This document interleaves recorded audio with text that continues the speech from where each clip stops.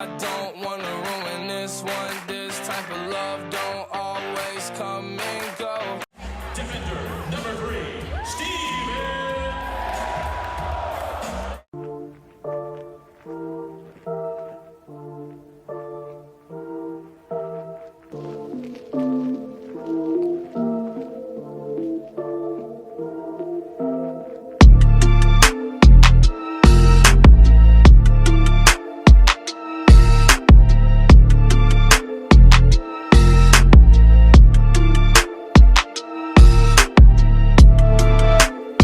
Hey yo, what's up guys? Welcome to episode 3 of I Don't Know Vlogs. I'm Rayhan. I'm Ty, And I'm Azam. and today we have a very special guest. He's arguably one of the most successful defenders in MLS history. We have Steven Beitashour. Thank you for being on our podcast. Thanks, guys. Appreciate it. Thank you for coming. How are you doing today? Good. Just trying to stay sane in this crazy world we're living in right now. So a bit of repetition every day, but it's okay. We're getting through it. 100%. So we just want to understand how did you become one of the best right backs and defenders in MLS history? What led to you becoming one of the best? Yeah, I don't know. I don't consider myself one of the best. I think just something that people like to tag, in any sports, like the best wide receiver, the best baseball player, the best whatever. And so lately, I think when you look at the type of career that I've had, people just kind of say, you're definitely up there. So I take it, I take the compliment and I appreciate it, but I don't know if I did anything that necessarily contributed to that specifically or any goal that I set to be that. It was just, I always worked really hard and I always just wanted to win. So, I think both of those kind of contributed to having a good career. No, I feel like that mentality that you have is always not being content at where you're at right now. You're always persevering to that next step, that next level that you're trying to attain, if I'm right, correct? Yeah, for sure. So when you were at Leland High School, you're one of the only players to have their jersey retired next to Pat Tillman. How did that make you feel to be one of the only people to have their jerseys retired? Heritage and culture was one of the driving Yeah. forces, and how you're able to utilize that momentum to carry you into working hard. Yeah, so my dad definitely introduced me to soccer. I think it's in our blood, in our heritage to play. And my older brother played soccer. Fortunately for me, I had someone that was, older, bigger, stronger, faster. So I was kind of always pushing myself to catch him. And that really helped me develop, at a very young age. I remember when I was 8 years old, I was playing on his team. So I'd play with my team, but then I'd also go play 3 years up and play on his team. And so that definitely got me to improve. But then you go into the older ranks, the middle school, the high school, the college, and then even to the pros. I never felt like I got the respect that I deserved, and I was always overlooked for whatever reason. And so I always had a chip on my shoulder, always trying to prove people wrong, yeah, I can get there. Yeah, I can get there. And so every kind of step that I took, to high school, no one thought I was going to be that good. And then I ended up doing pretty well. And then it goes to college, where all these colleges, just overlook me. No one offers me scholarships, all this stuff. And I just wanted to go to San Diego State as a walk-on because they played against the UCLAs, the Berkeleys, the Stanfords. Those are schools that I really wanted to go to, but they rejected me. So, I always use that chip on my shoulder to motivate me to work hard, to exercise, to eat healthy, all those things that you don't necessarily hear a lot. You just kind of see the end results. Everyone always sees oh, he's this good and that's it. So I definitely used all that stuff as motivation, even to today. Ty knows all the time, all the stories when we talk just about, people never believing me and always have to work that much harder, but that's okay. That's my driving force. I think that's so I respect you so much for that, to be able to work so much harder when no one looked at you. People always give up, but you never gave up. What made you not give up, other than your chip on your shoulder? I think I instilled that from my mom. So my dad definitely introduced me to the soccer side, but then the hard work, I think that's from my mom. She, from a very young age that I can remember, she'd always work super hard, and she'd always take me along wherever, if we went on walks on the streets, and obviously a lot of times your mom is the one that raises you. So I learned a lot as far as that goes from my mom. So I got to thank both my parents. It's not one side or the other. So both my parents contributed a lot to who I am as a person, and also my success as a soccer player. Yeah. So going back to high school, when did you really know that you wanted to play in college for San Diego State? Yeah, I always kind of knew that I wanted to be a pro, but I never knew the path to becoming a pro. And unfortunately, no one around me really knew either. Otherwise, I'm sure my path would have been a lot easier than it is that I went through. And so I think it was kind of my junior year going into my senior year. It was the first time that I actually got recruited for college. And I didn't know. I thought, it just kind of came along.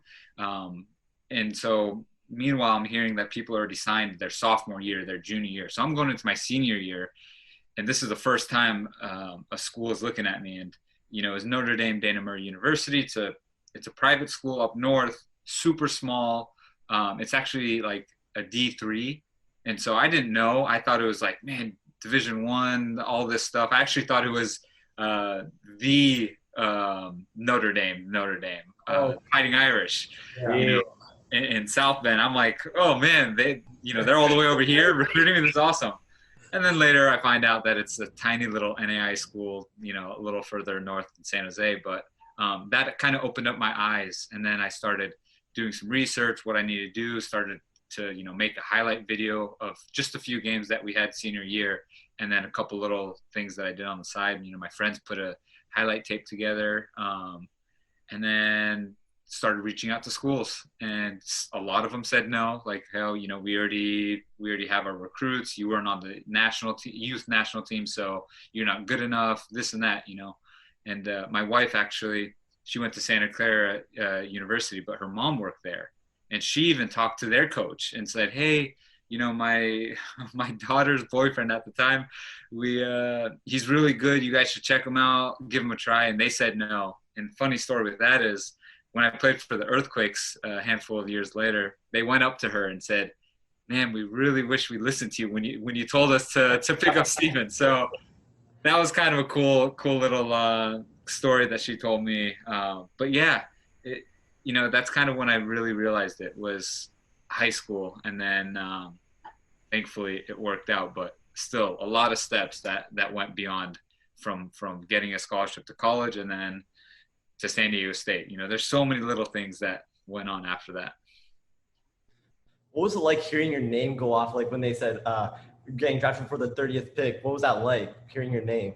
Yeah, that was pretty cool, just because I'm born and raised in San Jose. I was a huge San Jose Earthquakes fan. I went to many games. I was at the very first game, which was the San Jose Clash versus DC United in '96. I was a ball boy for them on numerous occasions. So it's kind of one of those dreams that, when you're a kid and you're watching, you always dream about being on that field. So when I heard my name, it almost was like, man, my dream is coming true. Obviously, I still had a lot of work to do to get on that field, but I knew I was that much closer. So it was really, really cool and special to spend that moment with my family and just to hear my name being called. So going back to freshman year in college at San Diego State, you were actually considered a redshirt, correct? Yep. Can you explain to the viewers kind of like what being a redshirt kind of is? Yeah, for sure.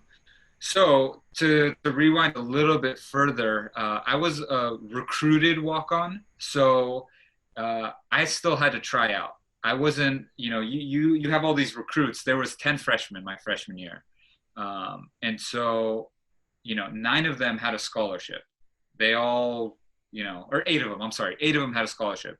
It was myself and one other guy who was my roommate actually freshman year, Mike Piazza. We both had to walk on. So we didn't have a scholarship. We had to try out. So if we didn't show well, if we tried out, they could have just said no.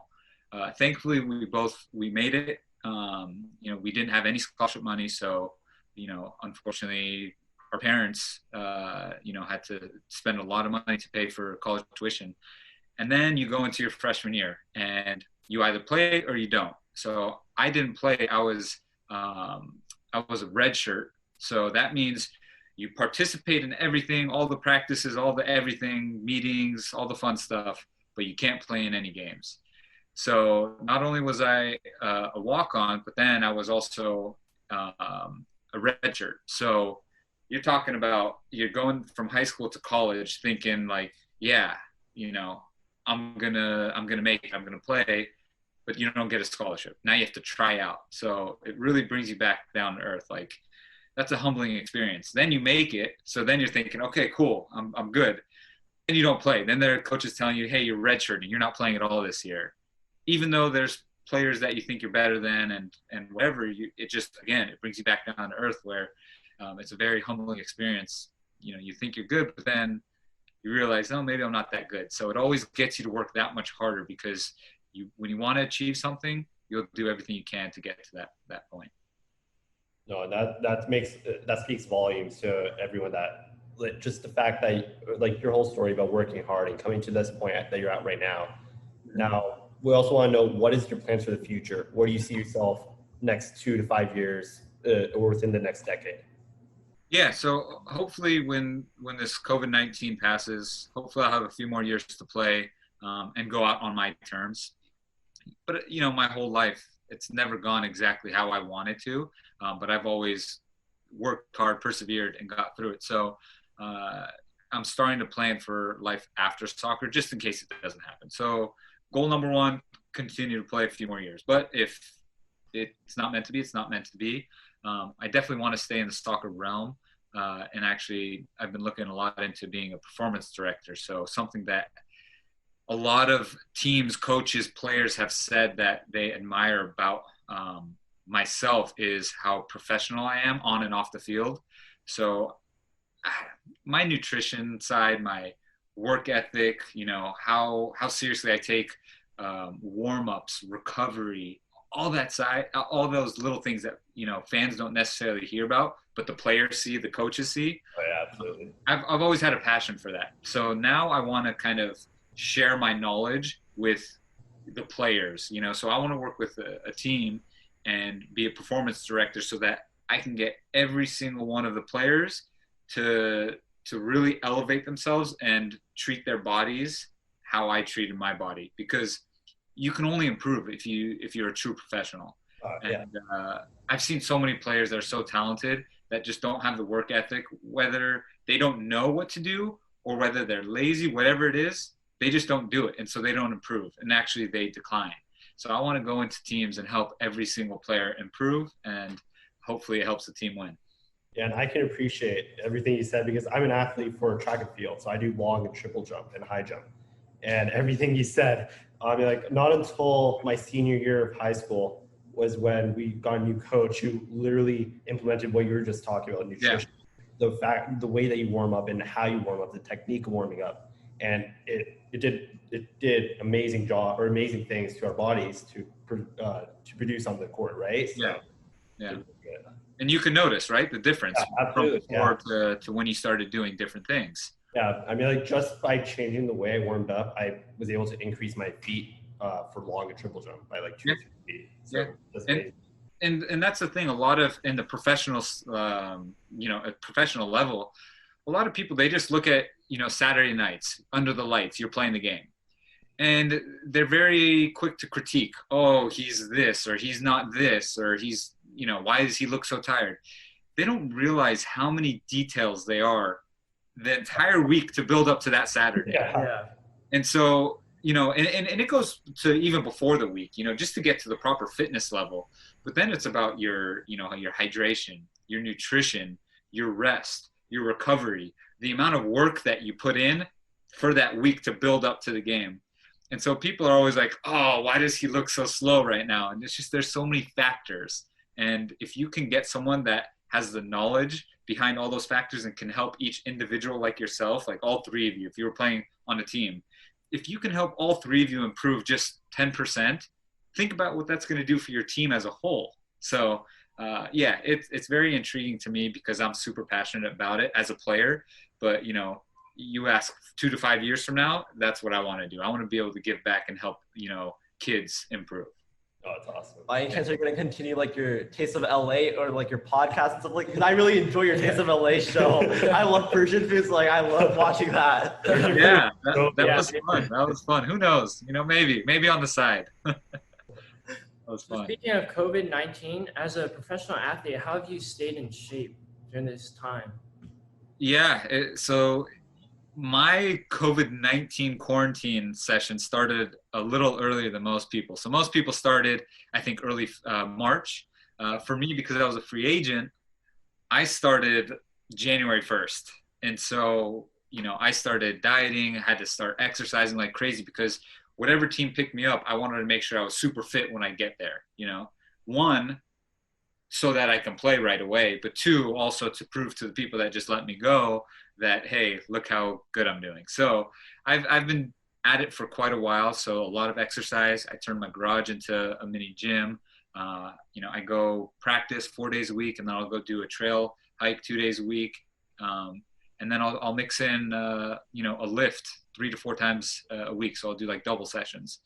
So it's a lot of work, plus all the nutrition and, you know, making sure that I kind of stay on top of that because I'm not necessarily running or training as hard as I would during the season. So I'm still continuing with all that. And sometimes it's pretty difficult, I'm not going to lie, as far as keeping yourself motivated. You know, because for me, it was always Saturday, you know, that's my motivation, under the lights, playing in those games. Right now, it's just, I have to look at the bigger picture, like a team needs to sign me, I have to stay fit for that. So it's definitely been tough, but I've been managing, and thankfully, you know, my wife's been super supportive. I got my son to chase around as well. He's keeping me on my toes, but you try to make the most of it. How do you like playing in Toronto? I love Toronto. So we're actually both Canadian, my brother and I, and my mom's Canadian, my dad's British. So we're out there often. Toronto is such a nice city. Is that where you guys are from, or? No, Our mom's from Toronto. Our mom's from Toronto, but we both have citizenships there. Nice. Yeah. I was very close to getting my permanent residency there. I think about a few months, 6 months away maybe. And I was about to, because we loved it so much. Vancouver's gorgeous. Yeah. And Toronto, it's just, there's so many things to do. It's so fun. And it's tougher to get out because of the snow. So you don't have as big of a window, but man, we love both of those cities. Super cool. Yeah. Did you find any good like Persian restaurants out there? Because honestly, whenever I'm there, I couldn't find that many. Like I was always towards like the Indian or Pakistani food. But yeah, there was one that we really liked. I think, and don't quote me on this, I think it was called the Pomegranate, something like that. Okay. And it was really good. I took one of my teammates, Justin Morrow. He loves Persian food. I cooked it for a couple times, but it's funny. Anytime we get together, he's like, "Let's go get some Persian food." Before we started this podcast. Yeah, we actually were. Oh, really? Yeah. What'd you guys have? What specifically? So I love kebabs, right? And like kubi day. I love kubi day. Yeah. And then recently I just tried I forgot the exact name of it. It's like on the bottom of the pot, the rice. Tadig. Yeah, I forget what's it called? Tadig. Yeah, that's what it was. Yeah, but that was really good. I like that a lot. Oh, it's so good. Whenever I make Persian food, like that's the number one requirement. My wife says, okay, you just have to make tadig. Like that's number one rule. Just whenever I make Persian food, make sure I make tadig. Yeah. Awesome. So you cook too? Yeah, I cook probably like 2 or 3 times a week, and then she's got the rest of the days. I think she likes to cook a little bit more than I do because when I make it, it's a little bit more bland and healthier. Where when she makes it, it tastes better. And yeah, so it's still healthy, but it definitely tastes better when she cooks it. Yeah. So back in 2014, you were chosen for the Iranian national team, correct? What was that like being picked for like your parents' country? What was that like playing for your parents' nation? Yeah, that was pretty cool. That was something that, again, how I told you about the San Jose Earthquakes, kind of you dream about being on that field. I always dreamt about playing at a World Cup. And so that moment when I heard my name get called for the final 23-man roster for the World Cup, man, I was so excited. I didn't know who to call. I was just like, man, I wish I could call everybody right now. It was so exciting. And obviously my parents were super proud just because both of them were born in Iran. And I know how much it meant to them. I think I was the only player ever to represent Iran that was born outside of Iran. So I'm like, man, again, something that you don't realize in the moment. It's nothing that you're striving for, but then after the fact, when people tell you this stuff, I'm just like, man, that's pretty awesome. They have 80 million people in that country. Yeah. I think we have like however many, like millions of people, Iranians just in Los Angeles.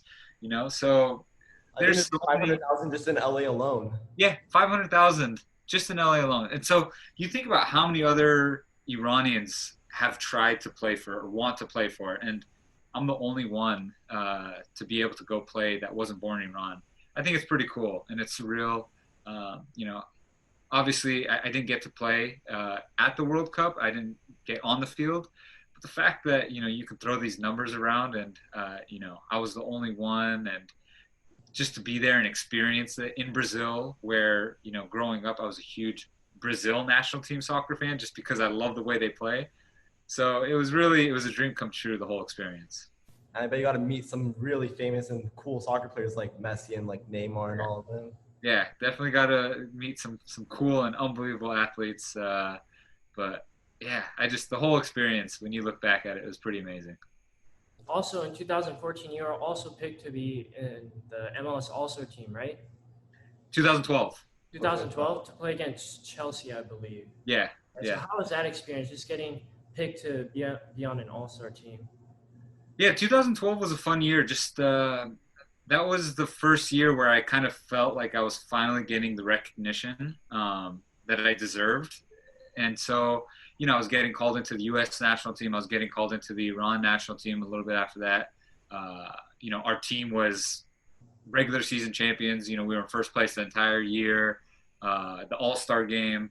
And so finally being called in to the All-Star team, with players like David Beckham, Thierry Henry, Landon Donovan. These are all guys that I kind of like looked up to, and being on the same field as them, I thought it was really cool. Even Dwayne De Rosario, who played for the Earthquakes a long time ago, who was a great Canadian national team player, looking up to him and being on the same field as them. And we're playing against Chelsea, one of the biggest clubs in the EPL. Again, it's nothing that you plan or strive for. It's just when it happens, you're like, man, this is pretty cool. And the fact that I played 90 minutes, I played the entire game, and we won. I was like, yeah, it's really, really cool to look back on. And it's an experience and moment that I'll cherish forever. Have you ever got into like trade jerseys with some of like the players that you got to play with and like keep memorabilia from like your time playing with them? Yeah, so that game I traded with Maluda, who was, he's a left winger. I'm playing right back, so we kind of played on the same side. After the game, I traded with him. But during games with my club team, because that's a friendly, I don't really trade jerseys, just because I'm not a fan of, asking the other team's attackers, forwards, let's switch jerseys, because I'm going to play that person again. Exactly. And then that mindset of, this guy wanted my jersey. I'm a defender. I have pride in stopping these guys from scoring. Yeah. So I don't want that mental edge of next time I play him, I pretty much have this guy in my back pocket because he traded jerseys with me. So the only jerseys that I have are players that I'm friends with, like, Justin Moore, or, players that I played with in the past, whether it's Wando or guys like that. So, but yeah, I don't, if other guys want to trade jerseys with other guys, I'm okay with it. But me personally, I don't like to do that. When you won the MLS Cup Champion, when you won the champion, what was that like? Yeah, so in 2017, when we won the MLS Cup Championship, that was something that was planned for. That was like, all right, we're striving for that. And so I think at the time I'd been in the league for 6 years. That was my 7th year. 7th or 8th year. And so it was a long time coming. That whole year was remarkable just because we were regular season champs. We won the Canadian championship, and then we topped it off with the MLS Cup Championship. So it was the only time in MLS history that a team has won the domestic treble. So just being able to break all these records, and, you know, everyone always cares about that championship at the end. So it was really icing on the cake for the type of season that we had. And so that was, you know, again, one of those things that you always dream about. Sometimes they don't come true, but the fact that it came true was really remarkable. And that was with Toronto too, right? Yeah, that was with Toronto FC. So I've won 2 supporter shields where, you know, I didn't get to win the MLS Cup Championship. So people look at it almost as a failed season because you weren't the very last team to win. Where Toronto, it's like, yeah, we won supporter shield, but guess what? We were the last team to win, which is really cool to say. That's awesome. Yeah. So when I was growing up, when I was watching you, I was like, every team Steven's on, their team always does good. And so when you actually joined LAFC, they actually came out with an article, right? It was like called like the beta effect. So I was actually really like, man, am I like sidekick or something? Because I was like, every time you join the team, like they would always do good, like no matter what, from San Jose, Vancouver, Toronto, and LA. Yeah. I don't know what the beta effect is, but I think it really is true because MLS, they put out some article, or not article, just like stats about like players with the greatest win percentage. And then, you know, it's like I'm in the top 3 or something. And then it's like players with the most wins in the last 10 years. And then my name pops up. And then they show like the defensive records, like players with the most clean sheets, players with the lowest goals against average. So it's pretty cool when they put out these stats that my name keeps popping up. I just think I've been fortunate to be on really good teams at the right time. You know, we had 2 really good years in Vancouver, and then we had 2 really good years in Toronto, and then 2 really good years in LAFC. So I just think the timing worked out well. And so I don't know if I'm necessarily doing anything specific or in particular, but yeah, I don't know what it is, but hopefully whatever team I go to next, it works again. And LAFC also made their own jersey for you too, right? Like one that has Farsi on it, if I'm not. Yeah. That was really cool. That was the first ever Farsi tee in MLS history. It was really cool just because of the amount of times it sold out, and they had to reorder and reorder and reorder. And I had the marketing team, you know, sending me all the stats about, you know, their top 10 sellers, and every time it's the Farsi tee at number 1 or 2, number 1 and 2. Every week goes by, and I'm just like, man, that's pretty cool. There's that many Iranians that are supportive. Like, what do you give just in general to whatever path that they're going on? What advice would you give to them? You know, regardless of what path it is, whether, you know, it's a professional athlete, whether it's a chef, doctor, engineer, it doesn't matter. I just think you're going to have to persevere. There's going to be, you know, a lot of times where you think you can't make it. The odds are against you.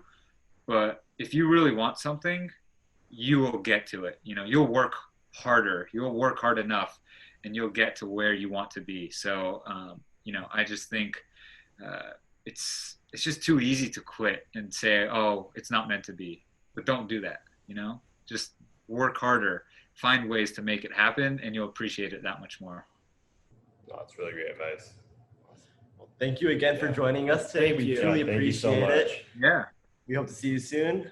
And Thank you. I As- appreciate it. Thanks for having me on. Thank you. Of course. Thank for you. coming. Thank you. All right, episode 3, signing out. Thank you. Just end it now.